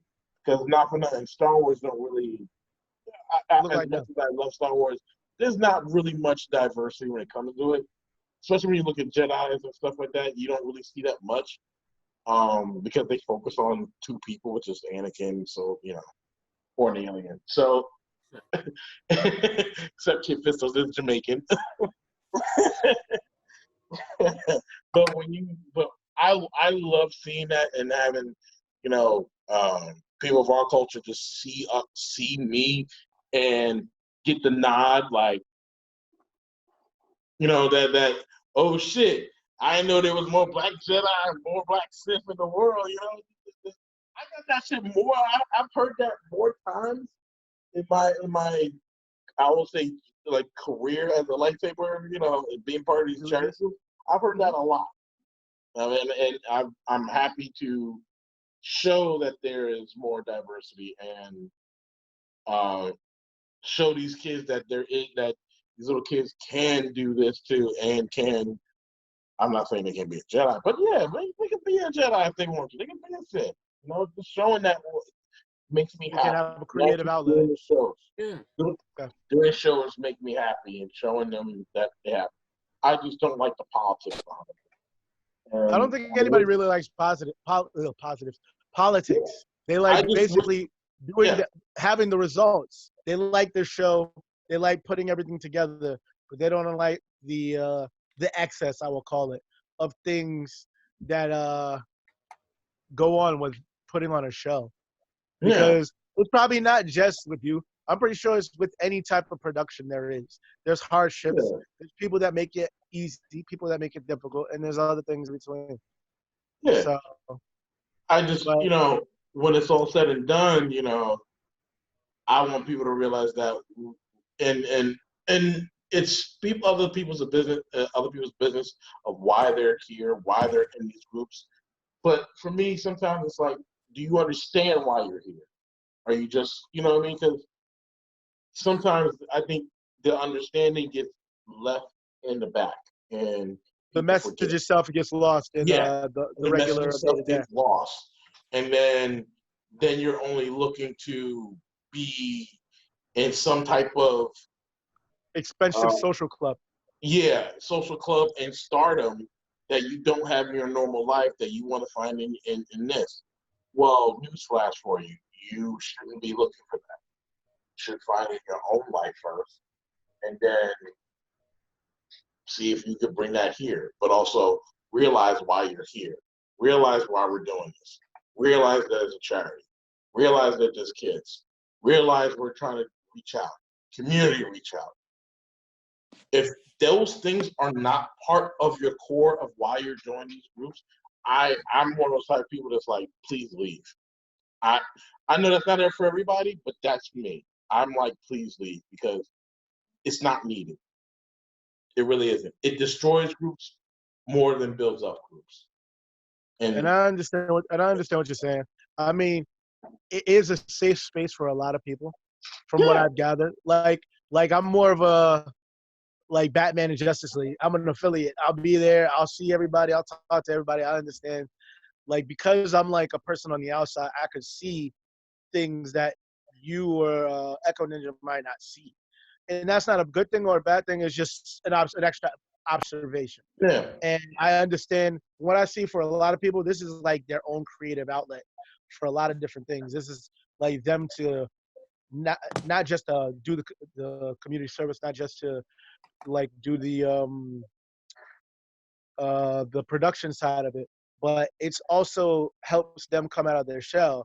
And by helping others, they then to help themselves, which is a great part of it, which I do enjoy watching. But you have to understand also that this is a safe space for people, because sometimes they don't get it out in school. They don't get it out at home. And not saying that that should be the all of what they need to do in the actual practices and stuff of that nature, but it should be understood that, listen, my day might have sucked for the last 2 weeks or the last week, but when it's like Tuesday or whatever other day that other temples get together, it's a day for me to not be that guy or be that person that everybody thinks is like a loser or whatever the case may be. Mm-hmm. This is a way for me to be a place to come to where I belong, where I don't have to be judged on anything. So I understand that it's not supposed to be a social club, but to a degree, it should be a safe space for people to gather. If you got something going on, who knows? Maybe you guys want to get like a counselor on there. Somebody might be going through stuff, and good luck with that. But if they have somebody, let's say, who's part of the crew that does not mind giving like free advice that'll help somebody, that'll help things move on forward, because a lot of times people don't have places to even go to talk to somebody. Yeah, I agree. I mean, it is a community-based group, right? And we're doing things for charity. And when you have that, and I understand what you're saying, you know, if this is their only outlet, you know, that's a different story. That means you have, you know, your only creative outlet. That means you have nothing really going on in your life that makes you creative except this. Well, what do you do with this after it's going away? Well, it could probably be a stepping stone to something else. But yeah. You definitely can't. You can't rush the process. You know how it is. You can't rush the process. Yeah. For some people, we've been hogging this out. I was about to ask Echo Ninja if he had any things to chime in on, or our boy Caesar. Just something a little bit, and then we gotta kind of wrap it up. Some people do this as a stepping stone, because other, you know, they could have other hobbies and stuff like that, but at the same time, those hobbies could like kind of be off-putting at times, and they need the motivation to let it keep going. So they rely on one thing that they know is always constant and is always there, and it gives them that structure to actually start with their other hobbies and other things that they know they can always go back to. Like myself, Al's been wanting to get me into this thing for so long, and I completely was like, nah. I knew what it was about. I knew it was about charity and all that stuff, but for me, I didn't want to go into it because the way, and again, also, this is no offense to you, Al, at all. The way you perceived it like it was a way of getting noticed by like the masses of like TV and popularity, just from how it was perceived. and wasn't really going in for that. Well, But hold on. I had to see it when you brought me to an actual whatchamacallit, an actual like training that you guys do and stuff like that, like you guys do every week. I had to see that for myself and actually ask questions. And when I first went to the one in New York that you sent me to, I just went around and looked at people and all that other stuff. Then when you told me about the one that was starting in Jersey, I was like, all right, well, let me see that one.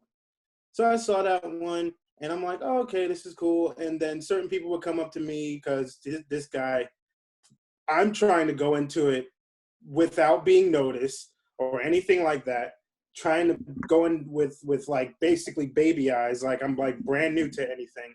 This fucking fool over here is all like, yo, yeah, this guy's like a ninja. This guy does this and that. This guy, hold on. This guy does all this other shit. I'm like, why are you telling people this? And now they're all on me. Yo, you know this, you know that. Hey, you should. I was like, nah, it's just. And then there was one person who came up to me and just asked me this one question on like, so. I'll be back. Okay, so who brought you here? And I said, oh, my brother brought me here and stuff like that. He wanted me to see how this whole thing went and stuff like that.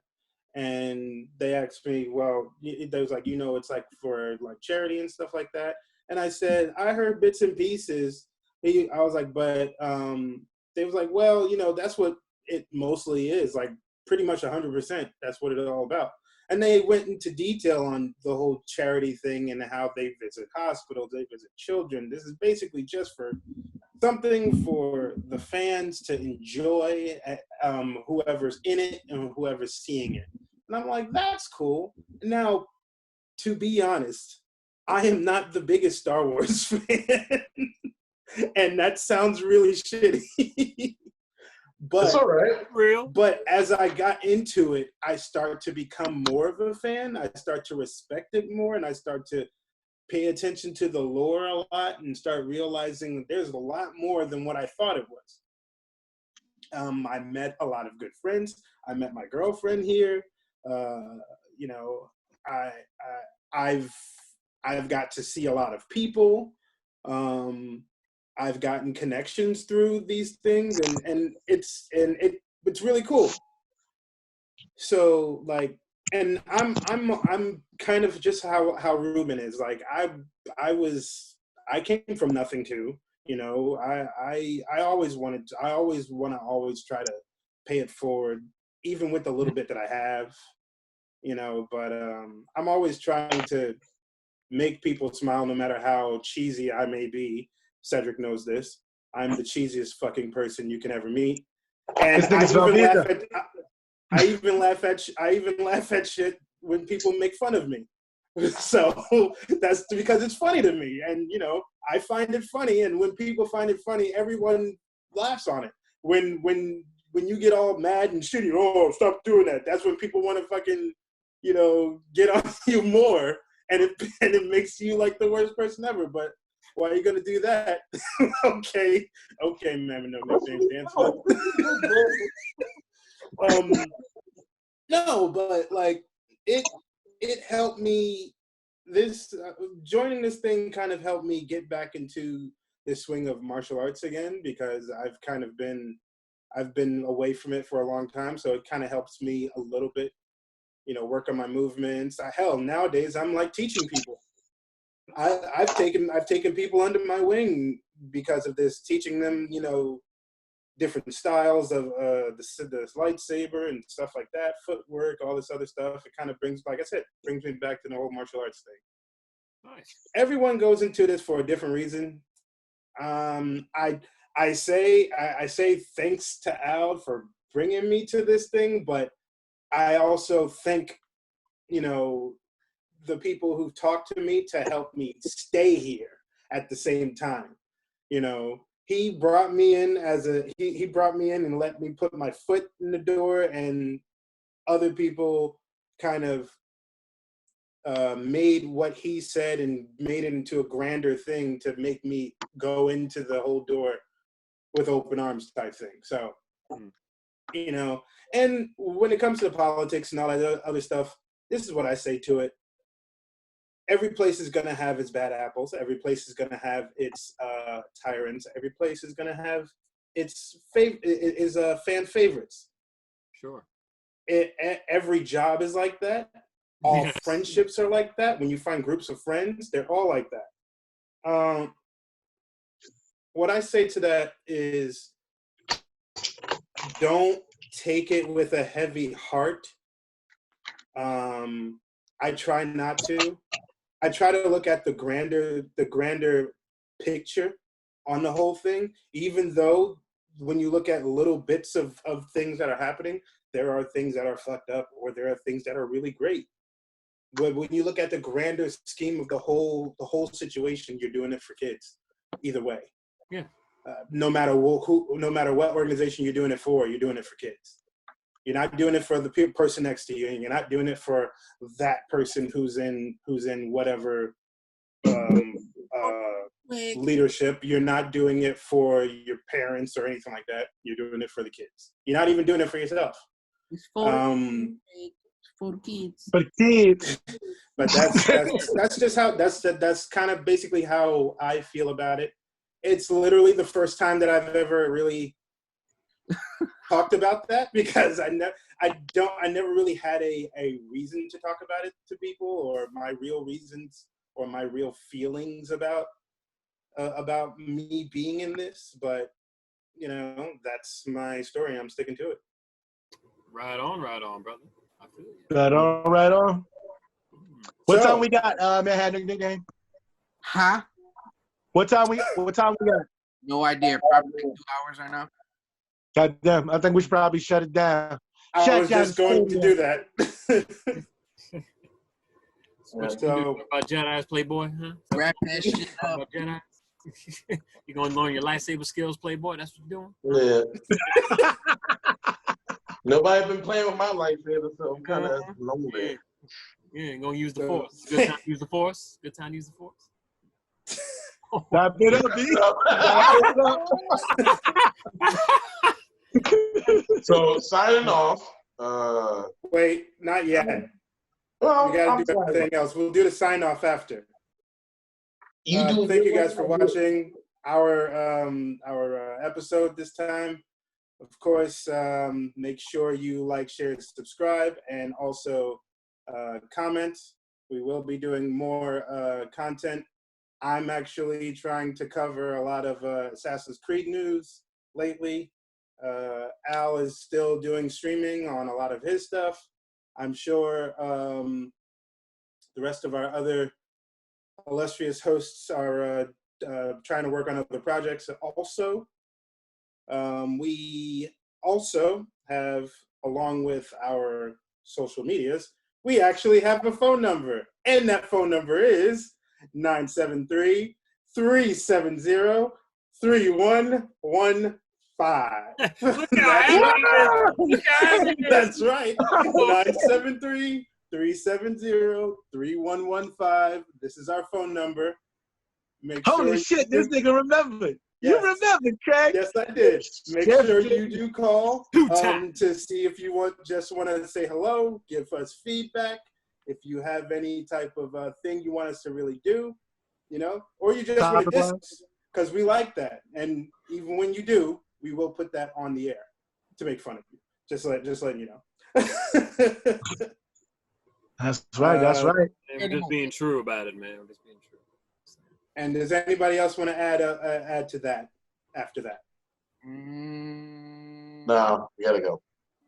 No. No. All right. No. Feel free to check us out on these platforms. Sure. Thank you. Oh, and also make sure you check out the illustrious bearded man with the fresh sneakers.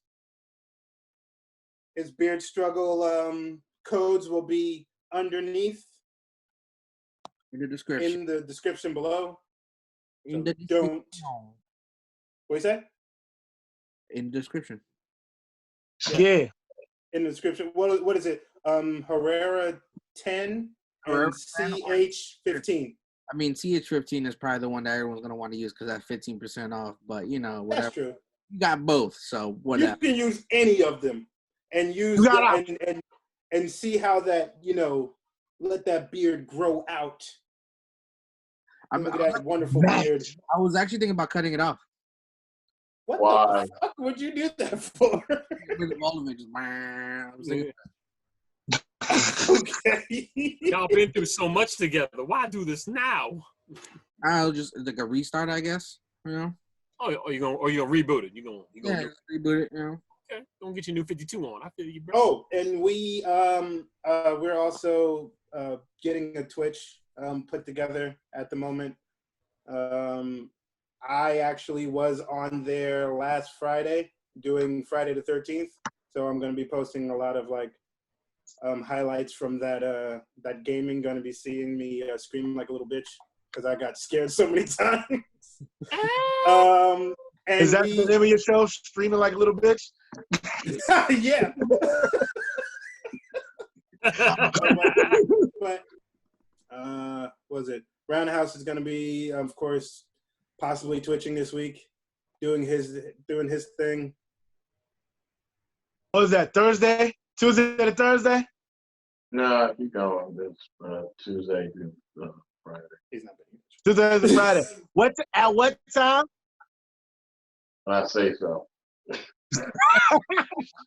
Motherfucker. Man, you lucky this COVID is out. I would come over your house and kick you right in the mouth. When I say so, I'll do it. No, I finished my yoga around 10 or 11:30. So You really I'll do start yoga? streaming at least a little bit later, 12:30. Because I just want to get my yoga in. If I don't get my yoga in, I feel crap. Wait, you really do yoga? Mm-hmm. Nigga, I thought you were joking. I am so shit. Wow. When I say shit, I don't lie. I didn't say you lie, but sometimes you do stretch the truth. I Nope, see what you did there. You said stretch. That's a yoga punch. You son of a bitch. No, but that's cool. That's cool that you're doing that's yoga. what's That's up. awesome. Oh, God. Yeah. This nigga thought you did I yoga remember like he didn't remember the number from the fucking show. So he fucking, y'all both switched. I love you. No, I've been doing DDP yoga for about a couple of days now. Oh, That's DDP. I was thinking about doing it myself.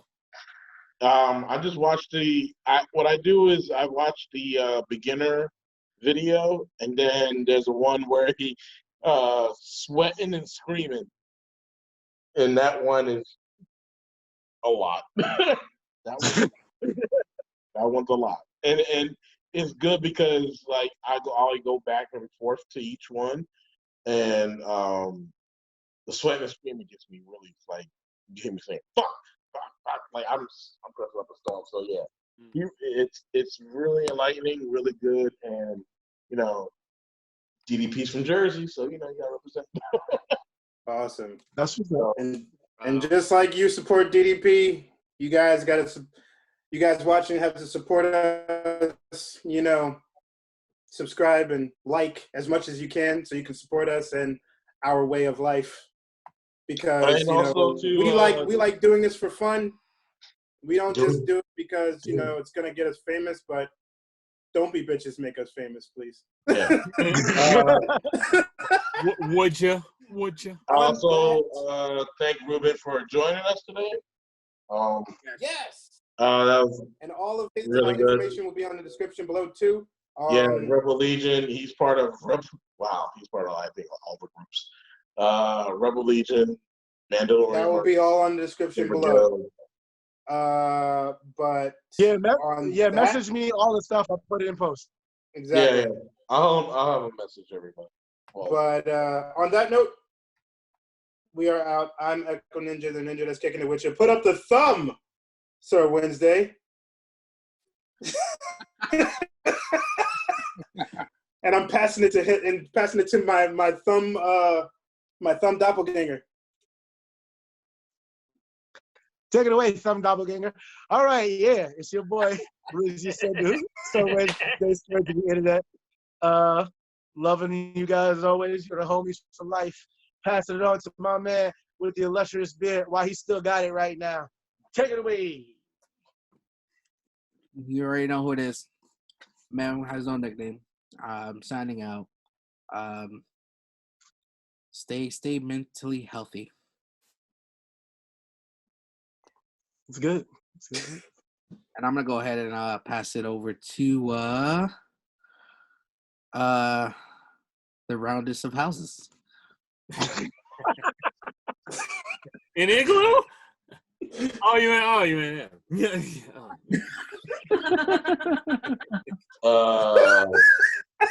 Stop scratching your ass. Like, Fucking shit, thing. I'm lost. Now it felt mad crusty right here. I was like, what the fuck? You don't wash your face, nigga. I did. And that's the thing. It still felt crusty. I was like, what the fuck? Wipe Is the he cold flaking? off. No, am I getting old? I'm flaking? And shit, I'm turning into dust. Oh my God! Would you just sign yourself The out? thing do the snap on me? Shit. It's me. I'm lost. I'm here around house. Out. Thank you for tuning in. It was lovely. Catch me again. And fuck you all. Shit. And yeah, I guess on that note, I'm Black Caesar, and I'm still ruling my basement. But hope to join you all next time on another exciting quarantine adventure of True Story Bro. And I'm giving it back to my main man, Mr. Ninja. Yes. Stay healthy. Stay mentally healthy. Physically healthy. Stay home. And also wash your hands, wash your ass, and just be safe. We love you. Peace. No, we don't. Thumbs up.